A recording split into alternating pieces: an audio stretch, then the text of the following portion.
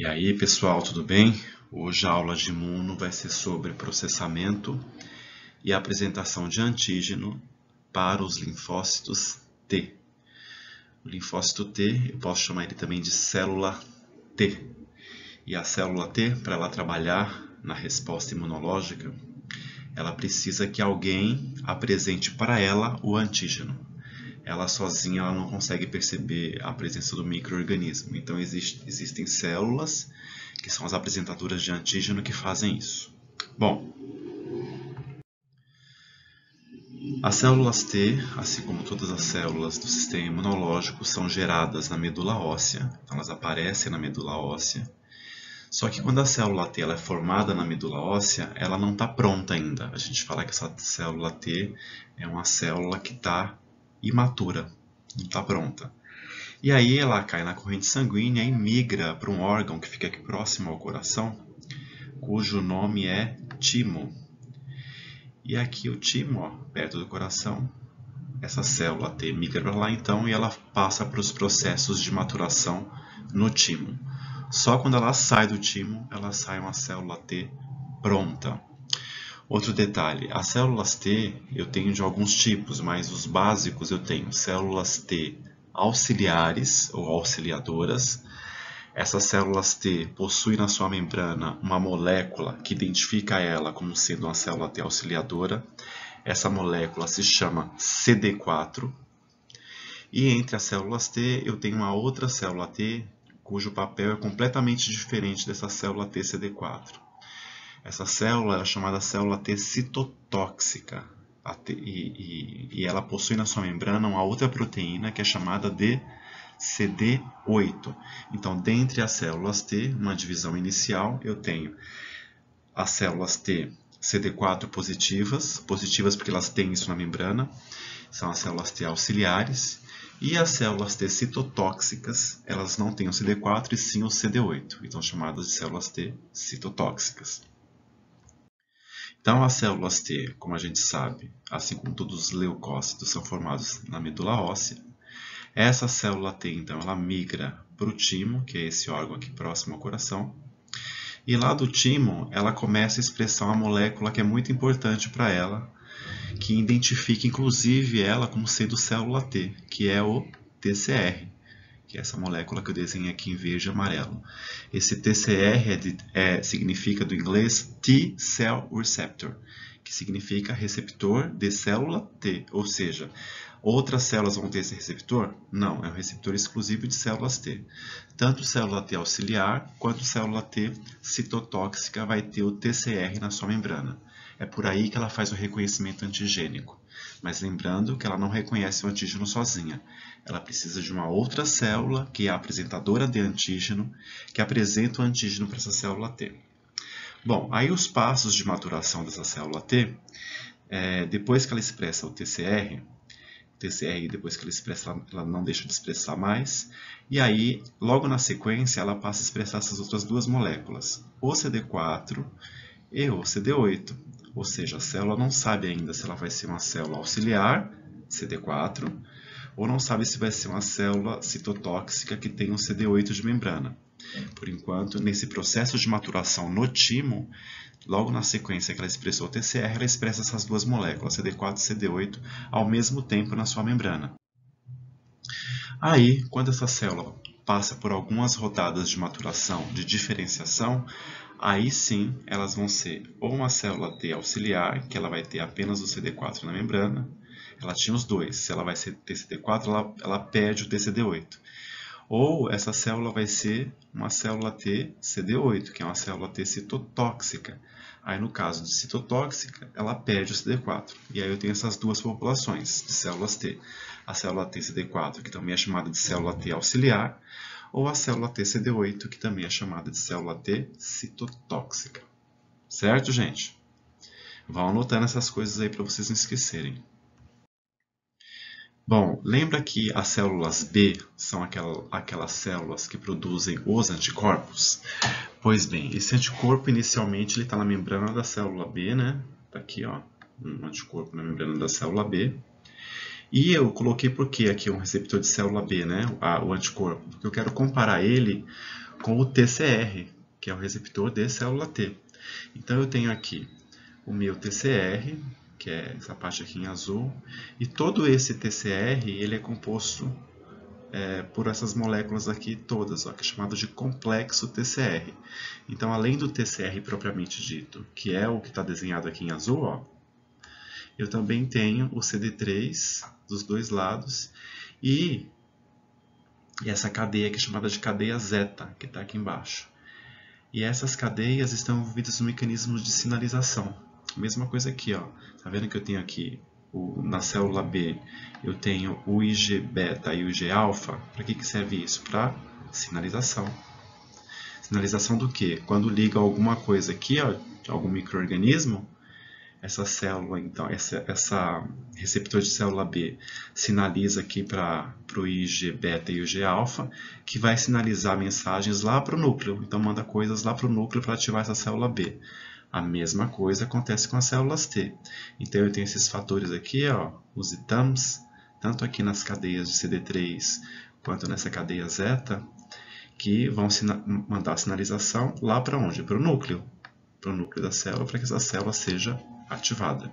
Então é só uma comparação entre BCR, que é o receptor de célula B, que está presente na célula B, e o TCR, que é o receptor de célula T, que está presente nas células T.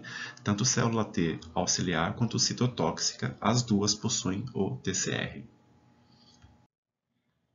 Bom, gente, outra molécula muito importante, que a gente vai falar durante o nosso curso bastante dela, é a molécula chamada de MHC. Essa sigla vem do inglês também e a tradução significa Complexo Principal de Histocompatibilidade. O MHC nós temos de dois tipos diferentes. Tem o MHC de classe 1 e o MHC de classe 2. O MHC de classe 1 ele está presente em todas as nossas células nucleadas, ou seja, a célula tem núcleo, tem material genético dentro desse núcleo e ela vai possuir na sua membrana essa molécula, que é a molécula de MHC de classe 1. E as células que possuem MHC de classe 2 são todas as células que são apresentadoras de antígeno. Quais são elas? Anotem aí. Célula dendrítica, os macrófagos e as células B. Essas são as nossas três apresentadoras de antígeno. E apenas elas possuem MHC de classe 2. Essas moléculas de MHC, vocês percebem que elas têm uma fenda aqui, ó. Isso aqui é uma fenda de ligação. Aqui, tanto no de classe 1 quanto no de classe 2. Isso aqui é uma fenda de ligação de peptídeo. E aqui essa fenda nunca vai estar vazia, ela vai estar sempre com a presença de um peptídeo. Então, vou ter um peptídeo aqui e um outro peptídeo aqui no MHC de classe 2. E a gente vai ver ao longo da aula como que a gente carrega com peptídeo. Peptídeo é um pedaço de proteína, certo? Como que a gente carrega de peptídeo essas fendas do MHC. O MHC de classe 1, em qualquer desenho, nós vamos ver que eu tenho um domínio inserido na membrana plasmática. Isso aqui, ó, é a membrana plasmática da célula, onde eu estou fazendo a seta. E o MHC de classe 2, nós observamos que eu tenho dois domínios inseridos na membrana plasmática. Então, eu tenho aqui uma cadeia que está inserida na membrana plasmática, que é a cadeia alfa, e aqui eu tenho a cadeia beta, ambas inseridas. E aqui no caso do MHC de classe 1, eu tenho apenas a cadeia alfa inserida na membrana. Então, independente do desenho, vocês vão ver ao longo dos slides, que dá para saber qual que é uma e qual que é a outra só olhando o desenho dos autores dos livros de imunologia. Eles sempre fazem assim, colocam um domínio para MHC de classe 1 e dois domínios inseridos na membrana para MHC de classe 2. Bom, lembra que toda fenda de MHC não pode ficar vazia? Sempre tem que ter um peptídeo. Quais são os peptídeos que a gente encontra nas células de MHC de classe 1? São os peptídeos chamados peptídeos próprios. As nossas células que têm núcleo, elas não fazem RNA mensageiro, que vai para o citoplasma da célula, encontra os ribossomos e a partir daí sintetiza a proteína? Essa proteína que a célula está fazendo não é uma proteína nossa? Consequentemente, eu falo que é uma proteína própria, porque a minha própria célula produziu. Então, esse aqui é um peptídeo. Quando a célula processa a proteína, ela arranca um pedacinho da proteína e coloca aqui. Então, esse peptídeo, geralmente, quando encontra aqui na fenda de MHC de classe 1, é um peptídeo próprio. Porém, sabemos que os vírus, quando infectam as células, os vírus fazem o que com a célula? Fazem com que as células produzam proteínas virais. Então, se a célula está infectada por um vírus, muitas das vezes o que a gente pode encontrar no peptídeo do MHC de classe 1 vai ser justamente um peptídeo viral, porque o vírus está sintetizando proteína dentro da célula, do mesmo jeito que fosse uma proteína própria. Então, a célula não sabe direito se é uma proteína própria ou proteína viral. E aí ela vai lá e coloca peptídeo viral no MHC de classe 1. Outra possibilidade também é de colocar peptídeo tumoral. Por que tumoral? Porque a célula, o tumor, ele não aparece por conta da transformação da célula. Então, se a célula estava normal e por algum processo ela se transformou num tumor, esses peptídeos passam a ser peptídeos tumorais. Então, a gente também pode encontrar no MHC de classe 1 os peptídeos que são os peptídeos tumorais, certo? MHC de classe 2. Onde a gente encontra o MHC de classe 2? Nas células apresentadoras de antígeno. Célula dendrítica, macrófago e as células B. O que a gente encontra de peptídeo aí nessa fenda? São os peptídeos que foram endocitados. Então, por exemplo, se essa célula, um macrófago, por exemplo, fagocitar uma bactéria, ela vai pegar trechos da proteína dessa bactéria, quebrar em peptídeos e colocar justamente na fenda de ligação desse MHC de classe 2. E além dessas proteínas que foram endocitadas, o que a gente encontra também é peptídeo próprio. E no caso do MHC de classe 2, esse peptídeo próprio recebe um nome, é o CLIP. Porque quando é próprio, sempre vai ser esse CLIP, é o mesmo. Diferente do MHC de classe 1, que são de proteínas diversas, porque as nossas células fazem diversas proteínas. Então, quando eu falo de proteína de MHC de classe 1, aqui proteína própria, peptídeo próprio, são diversas proteínas. Mas, quando eu falo de MHC de classe 2, quando eu falo de próprio, sempre o peptídeo que vai estar aqui recebe o nome que é o CLIP. Beleza, gente? Bom, as células T, para serem ativadas, diferente da célula B, ela precisa de uma célula apresentadora de antígeno. Geralmente, a célula que apresenta o antígeno para a célula T, ou linfócito T, é uma célula dendrítica. Vamos ver como é que isso acontece. Então, inicialmente, eu tenho a presença de um micro-organismo em algum local do meu corpo. Aqui está o exemplo da pele, né? Aqui é a epiderme. E embaixo da minha pele, eu tenho várias células dendríticas que moram ali. Lembra que a gente tem os macrófagos residentes? Esses macrófagos residentes estão ali perto dessas células dendríticas que também são residentes. E a gente viu em outras aulas que os macrófagos eles fazem a captação dos micro-organismos, liberam citocinas para atuar nos vasos sanguíneos, para recrutar e ter o processo inflamatório. Lembram disso? Nesse processo inflamatório também tem as células dendríticas nesse meio todo. Só que a dendrítica não fica ali no processo inflamatório. A célula dendrítica ela capta o micro-organismo, bem aqui, ó. Ela endocitou o micro-organismo dentro dela, processou esse micro-organismo. Estou vendo que esse MHC ele tem dois domínios inseridos na membrana aqui. Então esse MHC é de classe 2. E aí ele processou, a dendrítica processou esse micro-organismo e colocou um pedacinho dele aqui, ó, na fenda de ligação. Esse peptídeo é um peptídeo de uma proteína que estava nesse micro-organismo. Então, continuando aqui, essa célula dendrítica migra para o linfonodo, que é um órgão linfóide secundário, e lá no linfonodo, essa célula dendrítica encontra o linfócito T, que é esse vermelhinho, ó. Quando ele encontra o linfócito T, ele vai fazer o quê? A dendrítica é uma apresentadora de antígeno. Então, se ela pega o micro-organismo na periferia, ela leva para onde? Para o linfonodo, para a região que é rica em linfócitos T. Chega lá, acha o linfócito T e apresenta para o linfócito T. Porque o linfócito T, diferentemente da dendrítica, da célula B, do macrófago, que fazem o reconhecimento direto do micro-organismo, a célula T não. Ela precisa de uma apresentadora de antígeno. E a célula apresentadora de antígeno, que faz esse papel de migrar para o linfonodo e apresentar para a célula T, são as células dendríticas.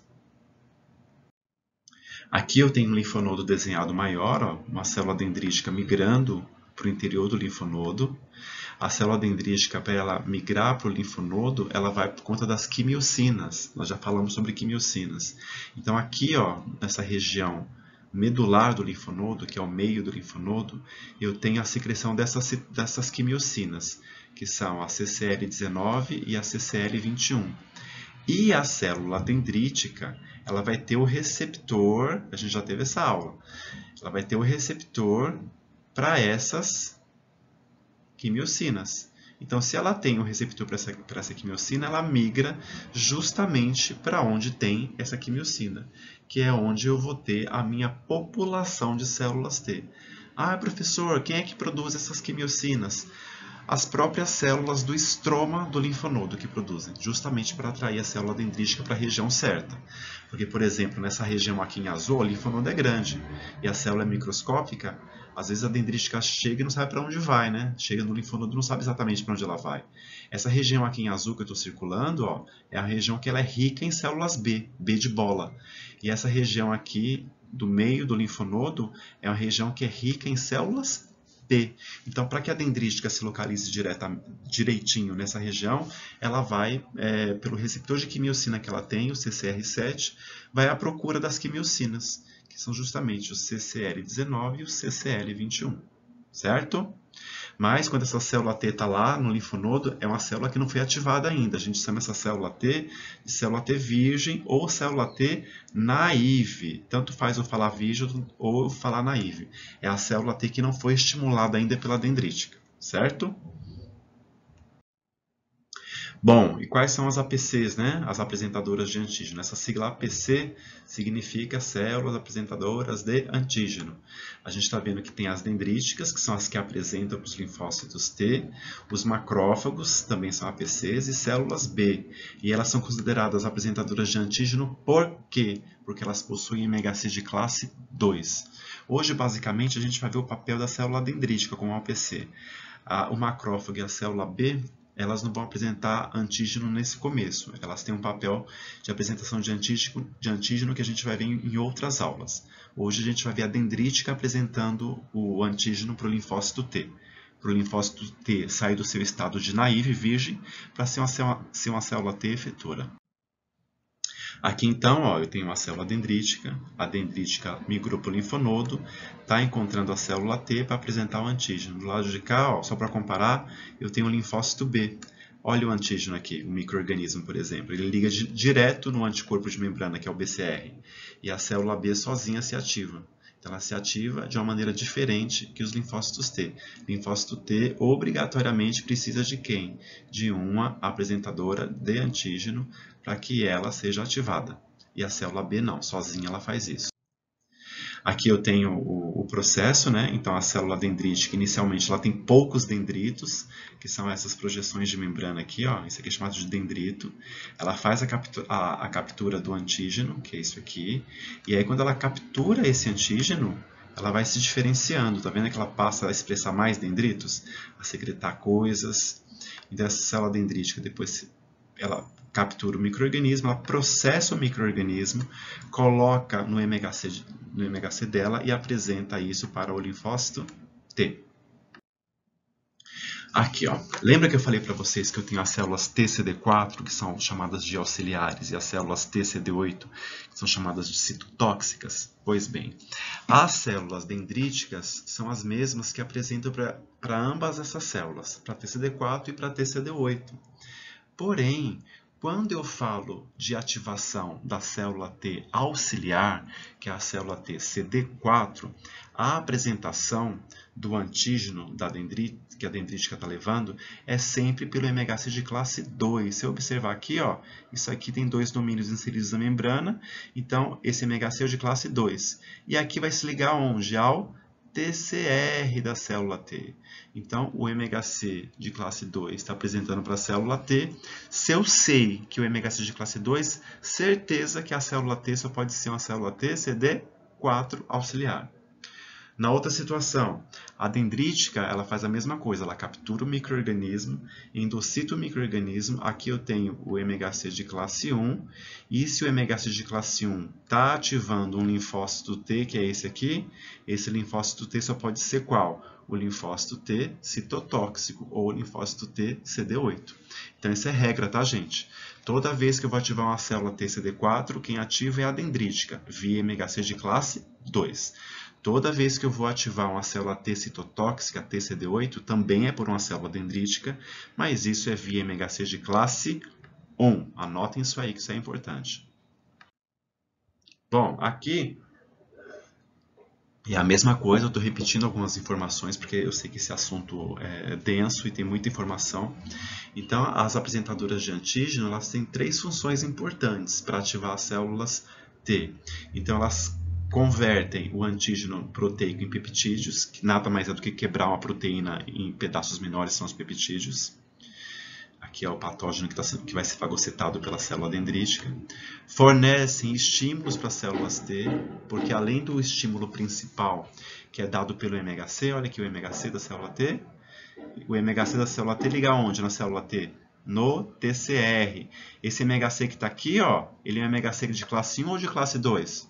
Tem 2 perninhas na membrana, então se são 2 perninhas, o MHC de classe 2. Portanto, essa célula T aqui que vai ser ativada, ou que está sendo ativada, que célula que é essa? É uma célula T CD4, uma célula T auxiliar. Bom, então esse é o primeiro sinal, né? Aí nós temos outras moléculas aqui, ó. Tem uma molécula ligando em outra aqui, e além disso tem algumas citocinas envolvidas também. Então, a dendrítica ela fornece esses sinais de ligação na célula T e também manda algumas citocinas para fazer esse processo de ativação. Essa outra imagem mostrando praticamente a mesma coisa, os sinais, né? Então, do lado de cá eu tenho uma dendrítica, que é essa roxinha. Então, a dendrítica ela tem um MHC, se o MHC de classe 2, a célula T aqui é uma célula T auxiliar. Esse é o meu primeiro sinal. Então, para ativar um linfócito T, ou célula T, eu preciso sempre de 3 sinais. O primeiro sinal ele é dado pela interação do TCR presente na célula T e o MHC presente na célula apresentadora de antígeno. Esse é o primeiro sinal, que está aqui, ó. Primeiro sinal, aqui. O segundo sinal são dados pelas moléculas coestimulatórias. Então, a molécula coestimulatória na dendrítica, o nome dela é B7, que é essa que está aqui em vermelhinho. E na célula T, o nome dessa molécula é CD28. Chegou aqui, ó. Então, esse é o meu segundo sinal, ó. Primeiro sinal, segundo sinal. Sinal para quem? Para a célula T ser ativada. E o meu terceiro sinal são as citocinas. Aqui, ó, a dendrítica citocina. Citocina é uma proteína. Ela secreta essa proteína, bota para fora dela. E essa citocina vai ter um receptor no linfócito T. Aqui o linfócito T recebendo a citocina. Esse, então, é o meu terceiro sinal. Certo? Então, para a célula T ser ativada, ela precisa do primeiro sinal, que é a interação do TCR e o MHC. O segundo sinal, que é dado pelas moléculas coestimulatórias, o B7 está na dendrítica e o CD28 está na célula T. E o terceiro sinal são as citocinas que a dendrítica fornece para as células T. Quando tem esses 3 sinais, as células T recebendo esses 3 sinais, isso vai fazer com que a célula T faça o quê? Expresse proteínas antiapoptóticas. Antiapoptótica, o que é apoptose? É aquela morte celular. Então, antiapoptose é justamente não deixar que a célula morra. Porque imagina, a dendrítica capta o micro-organismo lá longe, leva para o linfonodo, tem que achar a célula T, e chega lá a célula T morre.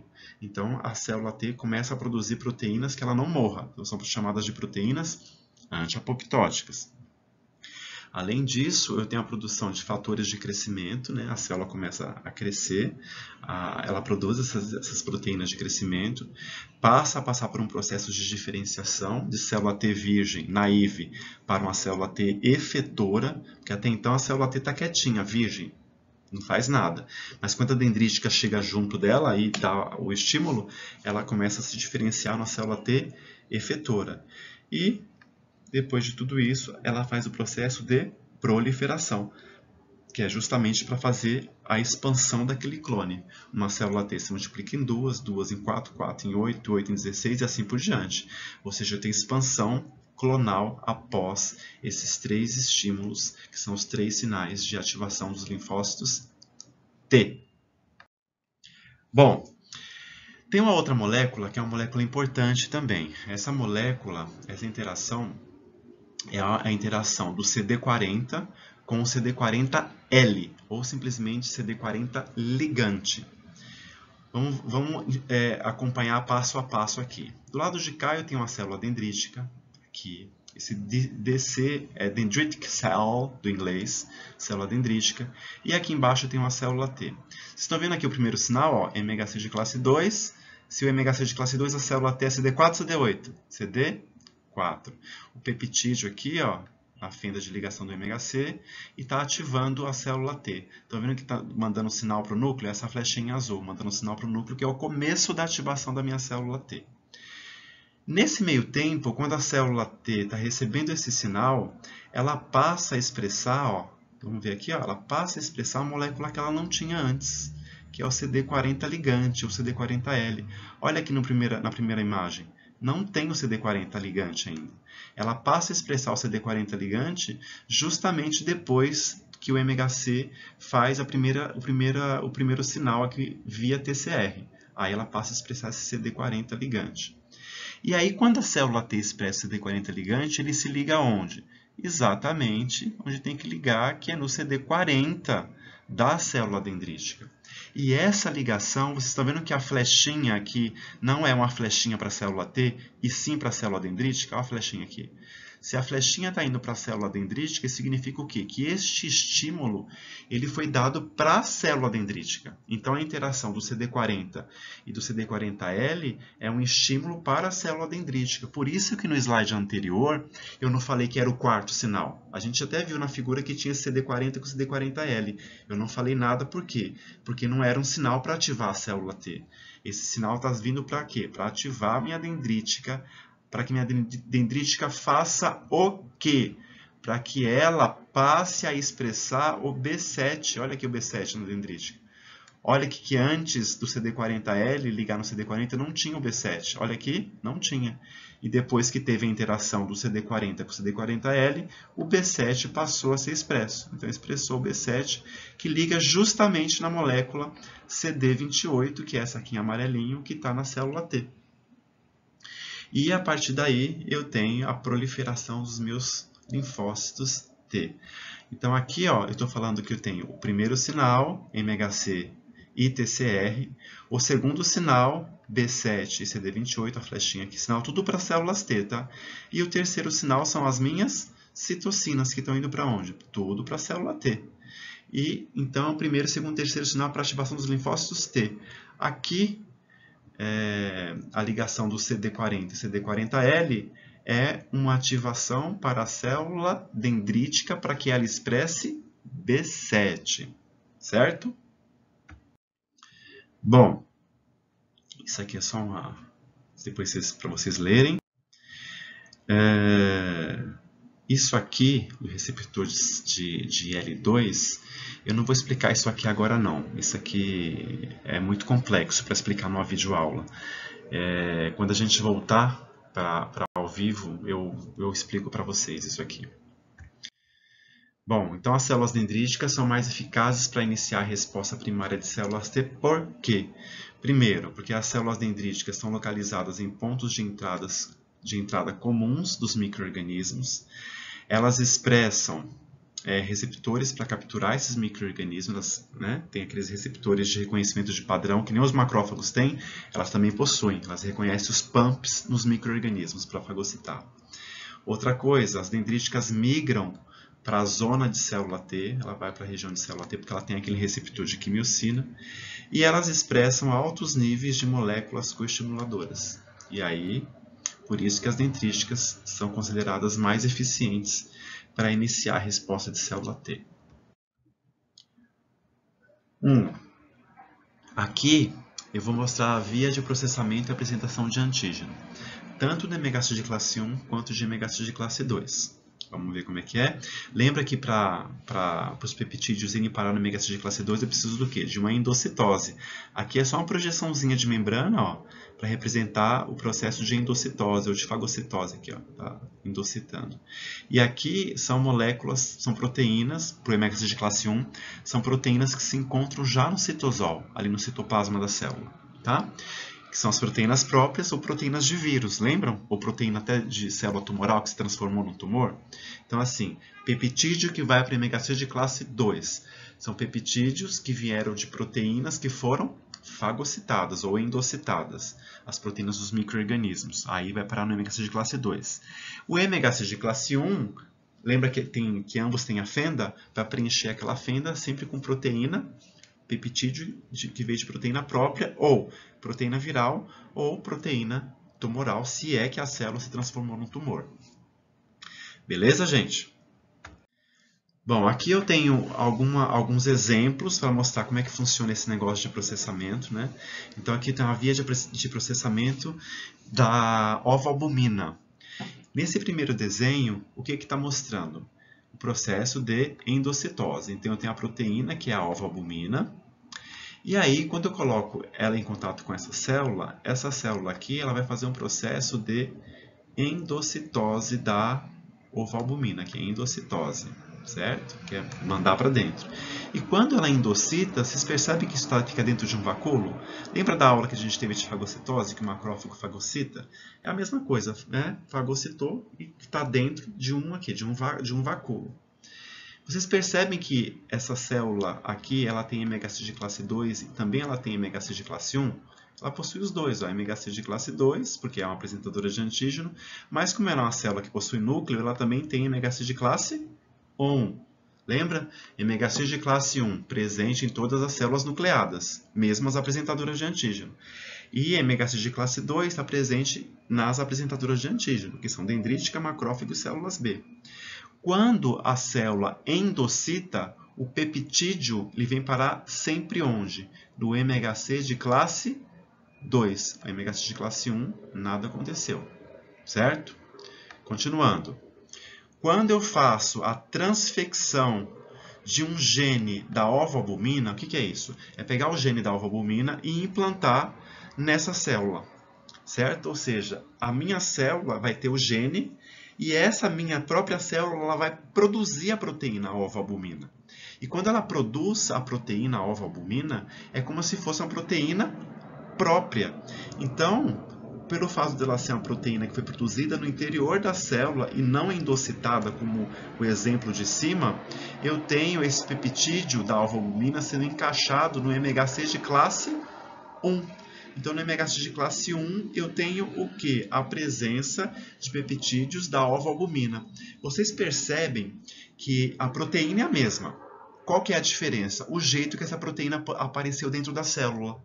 Então, se essa proteína apareceu dentro da célula por meio de endocitose, que a célula projetou membrana, ficou dentro de um vacúolo dentro da célula, e essa proteína foi processada, isso, então, vai por MHC de classe 2.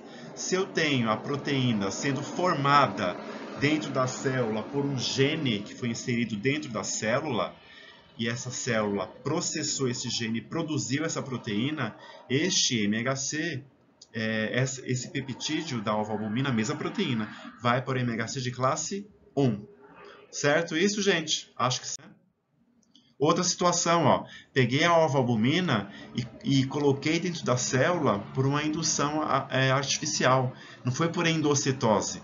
Eu permeabilizei a membrana da célula e coloquei a ovalbumina aqui dentro da célula, mas sem ser por fagocitose, sem ser por endocitose.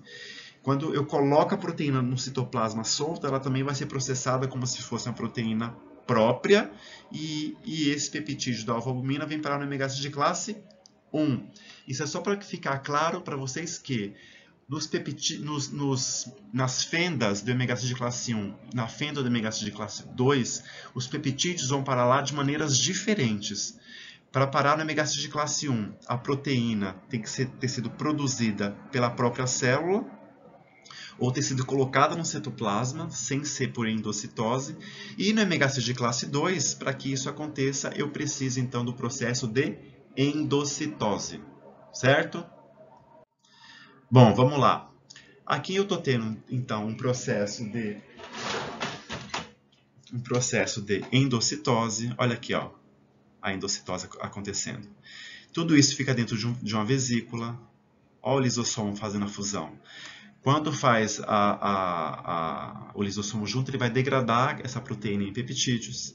Aqui eu tenho o retículo endoplasmático, que é o retículo endoplasmático rugoso. Olha aqui os meus ribossomos. E dentro desse retículo endoplasmático rugoso, eu estou tendo a fabricação do MHC de classe 2. Tá vendo que aqui o MHC de classe 2 está sendo formado? Está sendo ajeitado por essas chaperonas aqui. Ó. Elas estão ajeitando essas cadeias.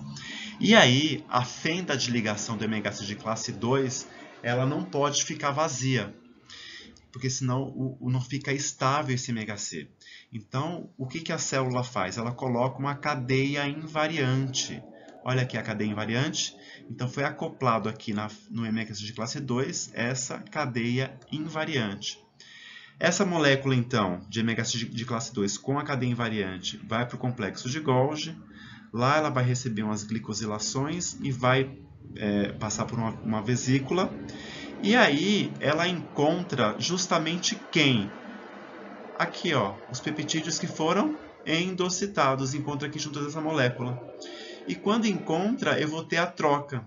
A troca da cadeia invariante, ele é retirado, porque aqui nesse finalzinho eu tenho só o clipe, ó, dessa cadeia invariante. Essa aqui é a cadeia invariante toda, certo? Cadeia invariante toda. Só que quando essa vesícula se funde com essa outra aqui, essa cadeia invariante, esse pedaço aqui ele é degradado. Esse pedacinho aqui é degradado. E fica só esse toquinho aqui, ó. Tá vendo que esse toquinho? Esse toquinho, o nome dele é clipe. Olha o toquinho aqui. E aí, existe uma troca. Essa outra molécula, que é chamada de HLA-DM, ela troca o clipe e coloca o peptídeo que foi destruído, foi quebrado em pedaços menores pelo lisossomo. E aí, quando está pronta essa molécula de MHC de classe 2, juntamente com o seu peptídeo, isso vai ser exposto no meio extracelular da célula. Então, aqui eu tenho o MHC de classe 2 com o peptídeo. Se o MHC é de classe 2, essa célula só pode ser uma célula T auxiliar, ou célula T TCD4. Certo? Bora lá para terminar essa aula. Então, eu tenho aqui a via de processamento do MHC de classe 1. Então, eu tenho aqui a presença, por exemplo, de um vírus. O vírus vai fazer o quê? Fazer com que a célula faça proteína para ele, proteína viral. Ou eu tenho uma proteína que pode ser uma proteína própria. Por que está proteína viral aqui? Porque tanto proteína viral quanto proteína própria, elas funcionam do mesmo jeito do MHC, para adquirir o MHC. Tanto própria quanto viral, porque mesmo sendo viral, quem fez a proteína viral foram os ribossomos da célula. Então a célula não sabe se é uma proteína própria ou viral, mas é uma proteína que está ali solta no citosol.